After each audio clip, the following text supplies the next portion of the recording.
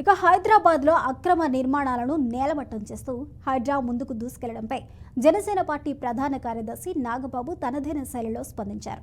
వర్షాలు పడి తూములు తెగిపోయి చెరువులు నారాలు ఉప్పొంగి అపార్ట్మెంట్లలోకి కూడా నీళ్లు రావడం, కొన్ని సామాన్య ప్రాణులు కూడా బలి కావడం చాలా బాధాకరమని తన ఎక్స్ ఖాతాలో పోస్ట్ చేశారు. అందుకు ముఖ్య కారణం చెరువులను నాలాలను కబ్జా చేసి అక్రమ నిర్మాణాలు చేయడమేనని నాగబాబు స్పష్టం చేశారు.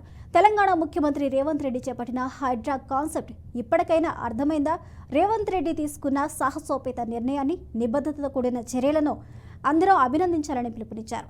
రేవంత్ రెడ్డి గారు, మా సంపూర్ణ సహకారం మీకేనంటూ నాగబాబు తన పోస్ట్ రాసుకొచ్చారు.